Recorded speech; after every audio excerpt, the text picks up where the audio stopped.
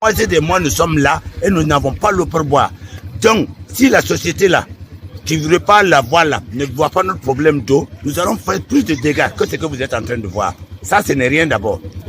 Nous vous prévenons, si la société là, d'ici la fin de la semaine, notre problème n'est pas résolu, nous allons faire plus de dégâts jusqu'à ce que la société là même commence ses travaux à zéro. Nous allons creuser cette voie là, comme si nous voulons chercher des rats.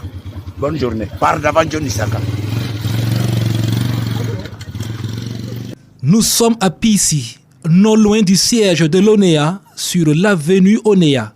Les habitudes de ces riverains ont changé. C'est la colère et le désarroi qui sont au rendez-vous. Ils sont remontés du fait qu'ils n'ont plus d'eau il y a de cela 3 mois. Un drame, selon eux, qui perdure toujours. On souffre vraiment ici pour l'histoire d'eau là. Depuis un moment, on dit qu'ils veulent nous procurer un bouton. Et depuis l'ouverture de la voie, bon, on n'a pas d'eau, ça vaut presque 3 à 4 mois. Depuis 3 à 4 mois, on n'a pas d'eau. On n'a pas d'eau et les arrêts ne sont pas fermés. En plus, on a de la poussière. L'aide, quand l'aide après la mort, on se dit tu meurs et puis après l'aide vient derrière toi, c'est pas évident, c'est pas bon. Oui, puisque nous aider, oui, si c'est dans les conditions, il n'y a pas de problème. On dit qu'ils vont nous aider, on dit qu'ils vont faire un goudron pour nous. Certes, on est fiers, on est content. Mais à l'issue de ça, on voit que non, on souffre actuellement d'ailleurs même d'histoire d'eau. Parcourir des kilomètres pour avoir de l'eau potable est désormais la mission de ces femmes. Un exercice très difficile à exécuter et à comprendre, surtout quand les factures de l'ONEA continuent à parvenir dans les ménages. Difficilement, parce que les femmes partaient de l'autre côté, dans une fontaine, ils puisaient l'eau avec des bidons, des barriques. Et en temps, ils se sont donné des idées. Ils ont vu que quand ils ont coupé le tuyau, il y a une sortie de l'autre côté. Voilà. Et ils partaient là-bas, les femmes, les dames partaient là-bas. Et puis c'est à 2h, 3h du matin. Tu peux pas payer. Pourtant, on reçoit toujours des factures. On reçoit toujours des factures, des redevances. Tu ne consommes pas l'eau, mais tu payes. Pourquoi? Des conduites d'eau ont été trouvées. Elles ont été drainées par des techniciens.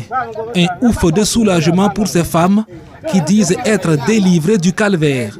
Un espoir qui finit par le désespoir. Ces conduites d'eau ne sont pas opérationnelles pour ravitailler les familles. Et en temps, ils se sont donné des idées. Ils ont vu que quand ils ont coupé le tuyau, il y a une sortie de l'autre côté. Voilà. Et ils partaient là-bas, les femmes, les dames partaient là-bas. Et puis c'est à 2h, 3h du matin. Et il paraît-il que les gens du chantier même, quand ils voyaient les femmes puiser l'eau de l'autre côté, ils sortent, ils les chassent. Est-ce que vous comprenez? C'est difficilement on gagne l'eau. Et cette sortie d'eau que vous voyez, c'est-à-dire qu'ils étaient venus même pour couper ça. C'est parce que les gens se sont levés pour dire non. Outre la difficulté d'accès à l'eau, les riverains ont souligné le danger permanent des enfants aux abords des caniveaux à ciel ouvert.